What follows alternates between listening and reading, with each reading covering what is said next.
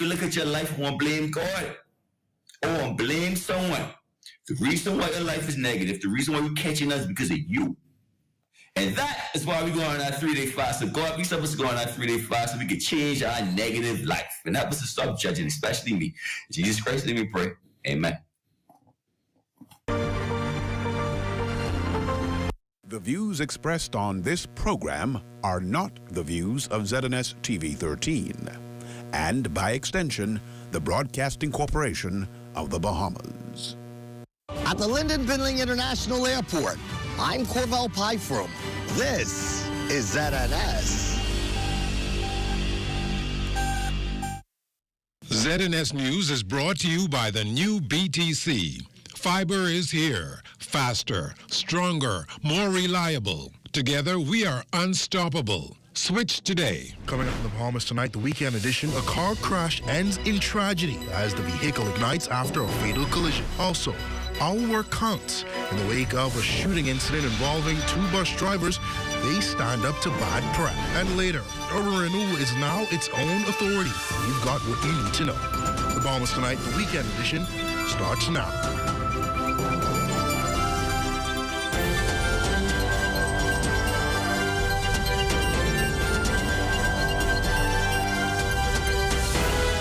Good evening and welcome to the Bahamas Tonight, the weekend edition. I'm Devontae Hanna filling in for Desmond Saunders. We begin tonight with unfortunate news of the country's latest traffic fatality. A man is dead in Eleuthera following an accident that turned into a blaze last evening on Queens Highway off Chris Brown Boulevard. Now, you're looking at video obtained by ZNS, which shows residents and the officers arriving on the scene. Around 7:40 p.m., officers responded to reports of a burning vehicle. Upon arrival, they found a green Jeep fully engulfed in flames in a bushy area with a snapped utility pole nearby. Dozens rushed to the scene after seeing the flames. In some of the video we obtained, in fact, some could be heard grieving. After extinguishing the fire, officers discovered the man's burnt body a short distance away from the vehicle. Investigations remain ongoing. In other news, still talking traffic, as bus drivers find themselves under scrutiny, head of the United Public Transportation Company, Harrison Moxie, one of the largest jitney franchise owners groups in the Bahamas, is reminding the public that the service rendered counts. Every bus have to come through the downtown area, so we need to have those checks so that we can know that, you know, there is some accountability. So when we see the authorities go off the scenes, you know, drivers can get relaxed, some people can get complacent, we can have some rogue person slip in and out of the industry. We have to be mindful of that. So yes, we need more greater presence of the authorities on the road. Moxie's comments come in the wake of an alleged shooting between 2 on-duty jitney drivers in Eastern New Providence. While the incident is still under active investigation, Moxie says the industry has no room for that. We want to ensure the public also that all is not lost. Public transportation is safe. We do have incidents here and there, but you can help us and you can help the industry and the situation by simply taking note of who it is that is doing what. Member of Parliament for East Grand Bahama, Kwesi Thompson, reiterating several ongoing challenges in his constituency last week. Of major concern is the community's infrastructure. Take a look. The dock in Sweetings Key, the dock in Waterkey. There is some also government buildings in Sweetings Key that need repairs. The government building in Sweetings Key, as well as the old schoolhouse in Sweetings Key. The seawall in High Rock, in particular, that I've raised on a number of occasions, but want to continue to raise that issue as well. And there are some, the school buildings, the old school buildings. Now, I understand that those buildings may no longer be used for school, but they most certainly can be repaired, outfitted, and can be used for the community. We also have challenges with respect to Cable Bahamas and BTC. In other news, the Urban Renewal Authority is set to officially launch tomorrow thanks to a recent act of Parliament. The authority is now a full-fledged entity no longer under the Ministry of Housing and Urban Development. Urban Renewal co-chair Algernon Allen says its creation speaks highly of the government's pledge to assist all Bahamians. The government of the Bahamas has now accepted that urban renewal and the pursuits of nation building through our neighborhoods is as critical to the national development as our health, as our education, and as the works which accompany the building of the country. We have turned full circle to assure that at the end of the day we touch all lives with the power and the love. I use that word, the love of urban renewal. Well, some good news there, but coming up, the evolution of vibes is bringing more than just a concert. We've got all of the details. You're watching the Bahamas Tonight, the weekend edition. More news in a moment.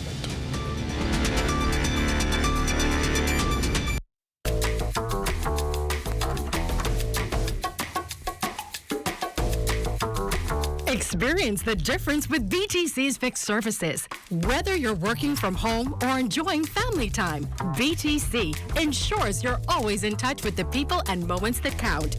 BTC isn't just a service, it's a lifestyle. Stay connected, stay inspired, and live your best life. BTC. Get ready, the biggest junior regatta in the Bahamas is back. The Sedora Knolls National Junior Sailing Championship begins from February 20th to the 22nd at Montague Foreshore, featuring the very best in junior sailing, with clubs competing in Sunfish, Opti, Laser, and E-Class races. And that's not all. Youth talent will be on full display with performances from school pop bands and a special rusher from the winners of the Junior Junkanoo Parade. And it goes without saying, there'll be plenty of delicious Bahamian food and fun activities for kids of all ages on site. So mark those calendars. You won't want to miss this.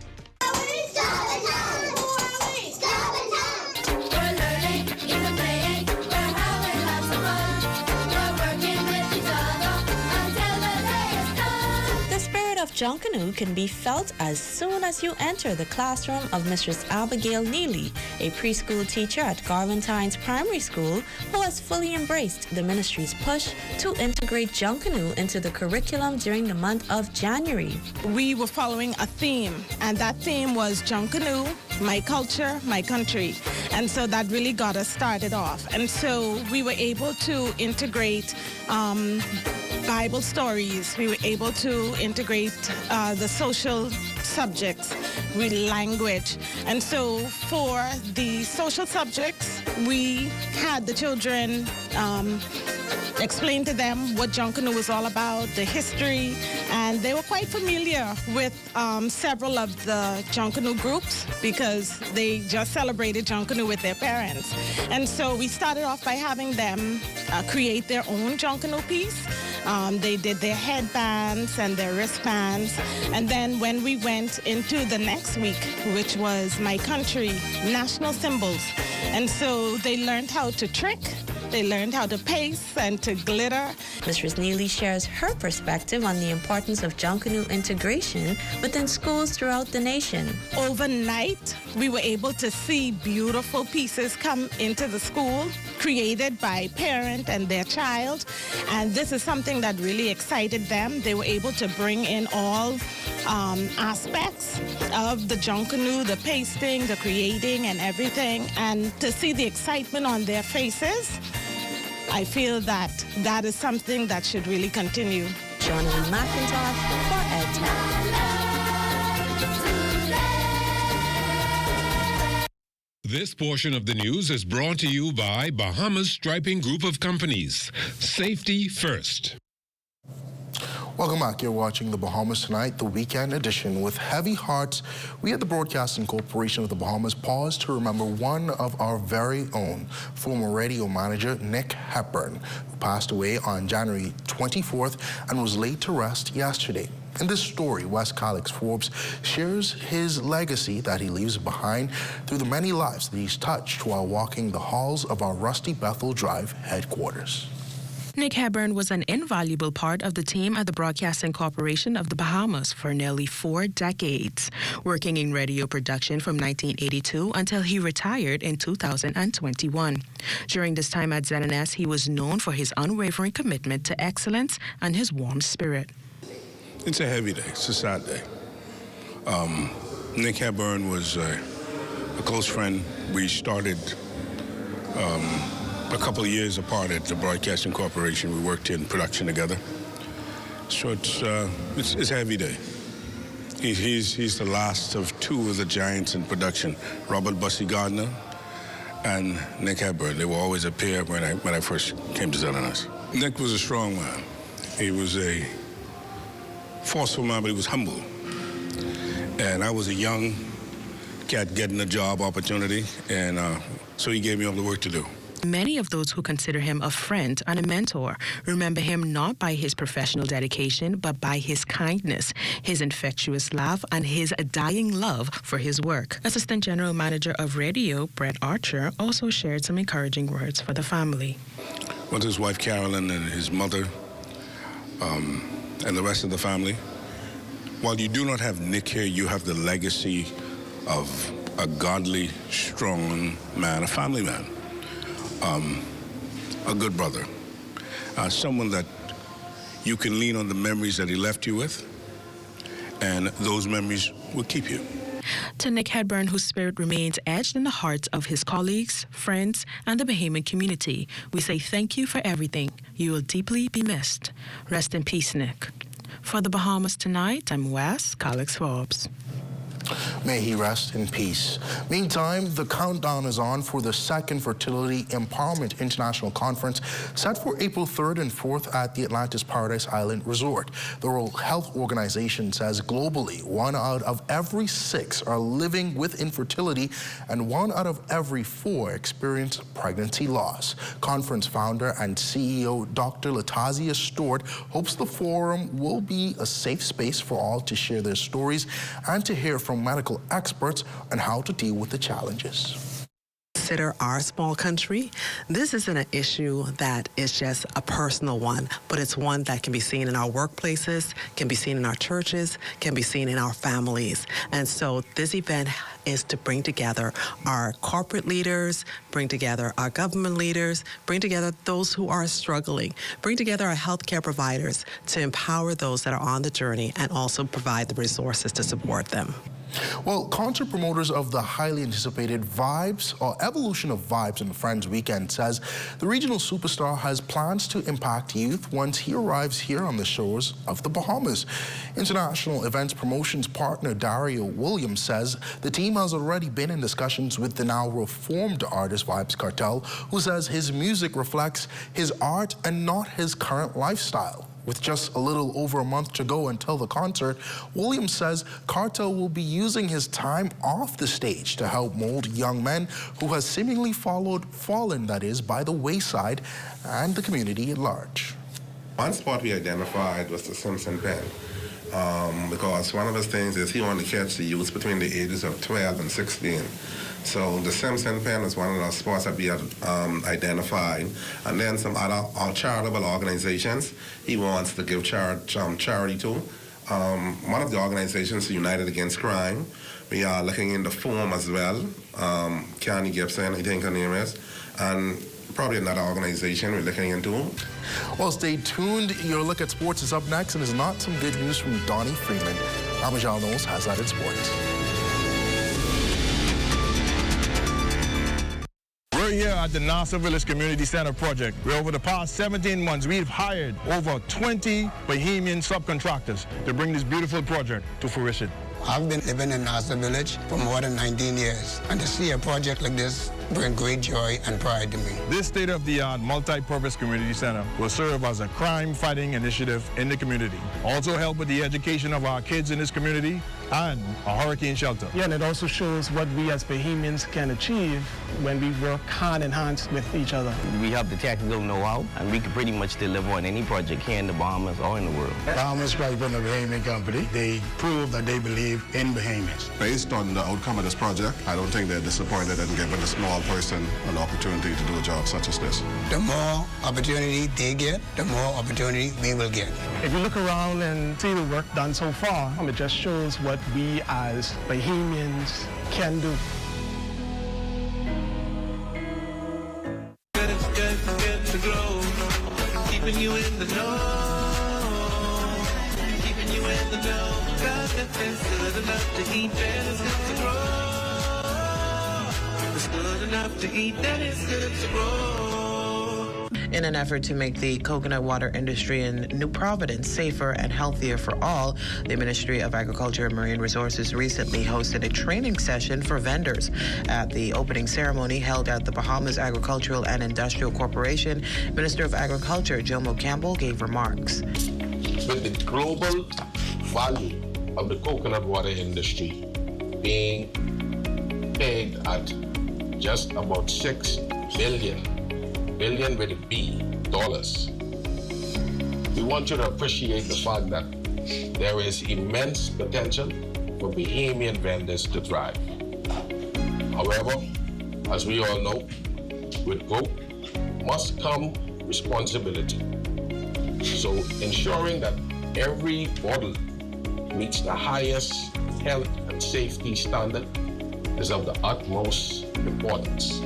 This training is part of the ministry's Coconut 360 initiative, which aims to utilize all parts of the coconut, taking us one step closer to reducing the country's food import bill by 25% by the end of this year. This initiative aims to showcase the versatility of the product abundantly available in our country. But every part of the coconut can be utilized effectively. The husk, the shells, and the meat can be transformed into pouch, jewelry, and treats, respectively, promoting health, entrepreneurship, and environmental sustainability here in our great Bahamas. BAMSI Chairman Tyrone Fowler adds that this initiative represents the future of sustainable agriculture in the Bahamas. This project speaks directly to BAMSI's mission of driving agriculture innovation, empowering Bahamian entrepreneurs,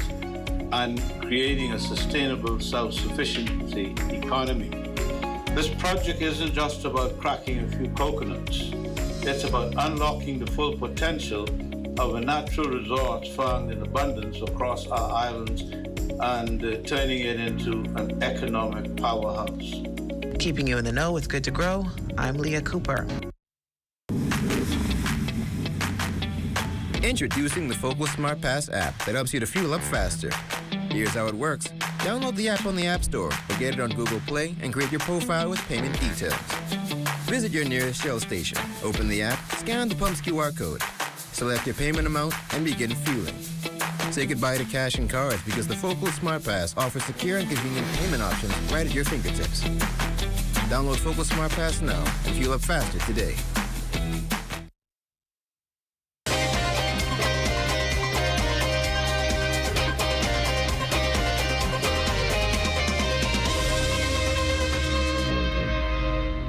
The Sports Report is being brought to you by the Sir Durward Knowles National Junior Sailing Championship. Welcome to your Sunday Sports, everyone. I'm Amjad Knowles, topping sports. The GWSA Basketball Championships officially wrapping up on Saturday over at the Kendall with 4 teams and 2 games in winner-take-all Game 3s. To the tape, first in junior girls, the D.W. Davis Royals trying to put a stop to the reign of the C.A. Dries Raptors, would come into Game 3 with all the momentum after Tajanique Morley's game winner in Game 2. But for the ladies out of Montauk Heights, they wouldn't have to wait until the final buzzer. They controlled most of this game and cruised to their 3rd consecutive GWSA championship title with a 35-20 win. Tajanique Morley, your MVP. I've been working from October of last year, every Saturday, non-stop. I've been multitasking. This is our 3-peat, 3 years in a row. And I told the girls today, if you want it, you gotta go get it. I need to coach you. You have to play, and you have to do one thing. And these girls prove themselves today. I am so happy for them, especially Tajanique Morley and Anthony Smith, to stay last year. And so I'm happy for this win. God be the glory. Great things they have done, stage roofs, and our program at stage roofs. In senior girls, the C.I. Gibson Lady Rattlers hoping to dethrone the C.B. Bethel Stingrays. The Rattlers would storm out to a 13-zip lead before C.B. would show that championship resolve to get the game back within single digits. But unfortunately, it would be too little too late. Lady Rattlers knocking off the defending champs and taking the trophy back to Marathon. Tamisha Rackley, your MVP. They would go on to win 38-28. I believe it's locked in, and we were able to really lock down on CB Bethel best players, number 11, number 3, try to make it difficult for them. They are two best players in the country when it comes to basketball, girls basketball. So we just wanted to make it difficult for them. They did what they had to do, but we wanted a little more defensively. And congratulations to C.I. Gibson, Lady Rattlers. College basketball news, the Syracuse Orange men's basketball team will have to get used to playing without Bahamian freshman Donnie Freeman. The forward will miss the remainder of the 2024-2025 season, as according to an announcement made on social media. The Bahamian forward was a 5-star recruit and was one of the highest-rated Syracuse signees since Carmelo Anthony. He showed some promise in the 14 games played for Syracuse, averaging 13 points and just under 8 rebounds. To the rugby pitch, a former player doing his best to give back to the youth by hosting a clinic for interested persons that want to know more about the game. We initially started this program to go into the communities and take kids out who have nothing to do, who's idle, to come bring them out and show them something new. It turned into a bigger thing. We had 30 kids. We came out, we had from ages 8 to 18.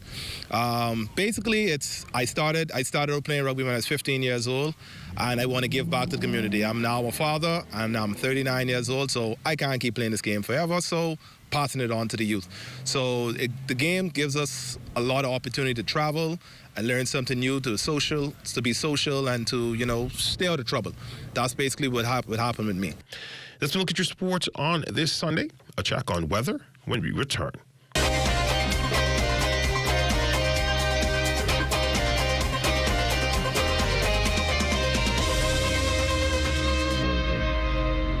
The Sports Report has been brought to you by the Sir Deward Knowles National Junior Sailing Championship. Hi, I'm Brent Burrows, Vice President of Retail and Sales at CBS Bahamas and the CBS Pro Store. Not only do we guarantee the best prices on all your favorite building materials, but we're proud to offer the best delivery program in all of Nassau. Whether you buy one box of screws or a truckload of plywood, island-wide delivery is just $5. And for our Family Island customers, we're proud to offer complimentary drop-off to the mailboat of your choice. Visit us today at the CBS Pro Store on Robinson Road and check out our website to set up your next delivery. Here at Immigration Care Service, you can trust us, especially if you have experienced issues or problems with the U.S. immigration at the borders. We'll do our best to provide options and solutions to immigration roadblocks, so travelers can continue visiting the U.S. and residents can continue living their lives in the U.S. without worries. The best part? Our services are affordable and accessible. Take the mystery, confusion, and fear out of your immigration concerns. Contact Immigration Care Service today. Hey,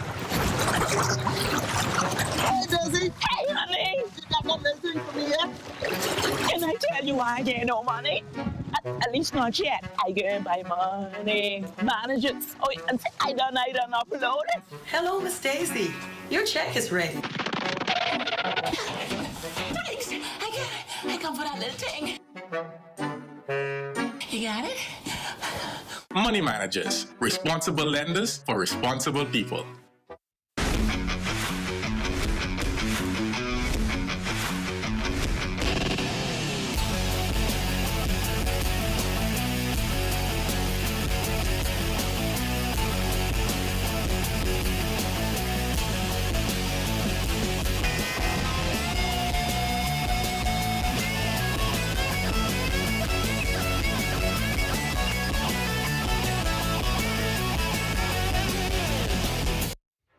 Get ready, the biggest junior regatta in the Bahamas is back. The Sedora Knolls National Junior Sailing Championship begins from February 20th to the 22nd at Montague Foreshore, featuring the very best in junior sailing, with clubs competing in Sunfish, Opti, Laser, and E-Class races. And that's not all. Youth talent will be on full display with performances from school pop bands and a special rusher from the winners of the Junior Junkanoo Parade. And it goes without saying, there will be plenty of delicious Bahamian food and fun activities for kids of all ages on site. So mark those calendars. You won't want to miss this. With our adoption by the Broadcasting Corporation of the Bahamas. We figured that we could use the First Bahamas branch of Toastmasters Club 1600, an all-male club that specializes and focuses on developing young men for leadership through communication. This program has grown and has impacted our school in such a positive way that I don't think we'll ever have them leave us. Too often, instead of us looking within, we look outside for someone to blame. Go take a look in the mirror. Instead of trying to identify what the problems are, let's try and figure out how we become a part of the solution. We are teaching these children how to dream beyond their community. Crime-free looks like me. Do your part. Join the movement to a safer Bahamas.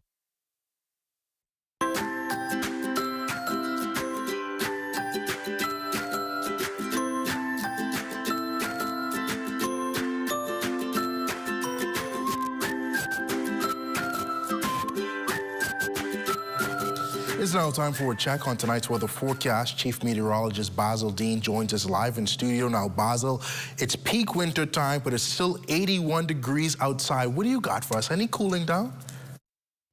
Good evening, Devontae. We have just a few clouds ahead of an approaching cold front, temperature-wise at 79 degrees. Relative humidity 69%. The winds are out of the south-southeast at 12 miles per hour. Barometric pressure 1,019.7 millibars. It's 29.98 inches. And your temperatures around the islands, Marshall, Babaco, Green Torquay, and Freeport at 78. 78 also in the Berry Islands, Alistair and Bimini 77. 76 in Harbor Island. Rock Island, Eleuthera on the warm side at 81 degrees. 79 in Fresh Creek, Central Andros, Kemp Space out Andros, Black Pond, Exuma 84, 80 degrees in Otterstown, Cat Island, San Salvador, and also in Rumkey. Georgetown, Exuma 81 degrees, 82 in Ragged Island, Clarence, South Long Island, Crooked Island, Betsy Bay, and Acklands, Matthew, Tiny, Nagwood, the Turks and Caicos Islands at 81 degrees. Any boating forecast tonight, south to southwest winds 12 to 18 knots. The wave heights 3 to 6 feet over the ocean. Your high tide will take place at 10:31. Tonight, in the central and southeastern islands, a more southeast component at 15 to 20 knots, maintaining those caution flags for your boaters. The wave heights choppy at 4 to 7 feet over the ocean. On Monday, we will see a shift in those winds becoming northerly behind the front. The front will stall across the northwest Bahamas and then back up, and we'll see another stronger front pushes through on Thursday. Now, tide-wise, 2 to 4 feet. High tide 10:41 in the morning with the low tide at 4:56 in the afternoon. And in the central and southeastern islands Monday, those winds, they're going to fall off light and variable, so beautiful boating conditions in the central and southeastern islands on Monday.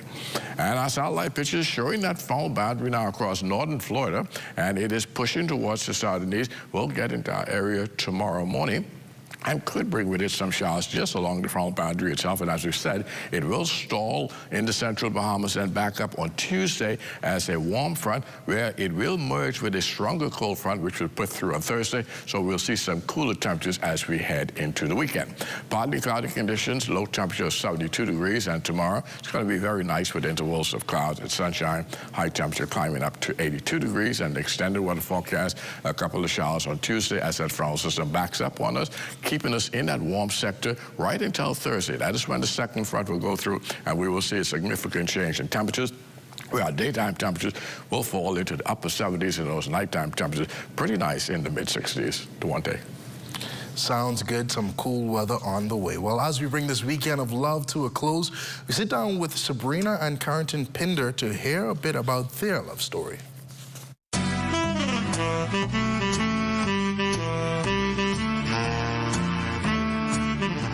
Well, we met at the Red Cross Fair. I saw him about a year before that. I didn't know who he was, but it so happened that his sister and I went to St. John's College together. And we will always pass as he worked at Barclays, and my father would take us to school. And as I saw him, every day we saw him as we passed. And so I was just waiting for an opportunity to meet him, which we did. One of our friends introduced us to each other. And then I realized that he was one of my good friends' brother. And so we went from there. I observed her walking across from Ross Corner, heading into Palmdale, where I worked at Barclays, and Palmdale opposite St. Thomas Mall. And I would see this gentleman with his truck with this beautiful children in there, and this particular one caught my eye, and I didn't know she was looking the same way, and it all started there. There was something different about her, other than all of the other relationships. I was very nervous going into their home. She is from a very huge family, 18, and she is the oldest daughter. So you can imagine walking into a man's house, he is bigger than I am, and the fear to go to meet him to find out, what would be his questions to me. It went well, but I was nervous.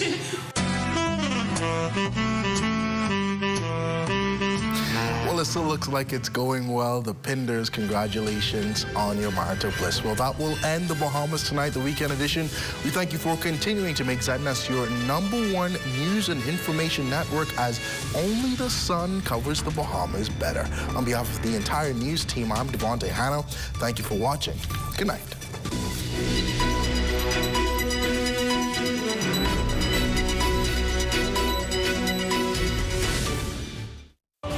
At Bahama Boulevard, I'm Sean Innes. This is ZNS.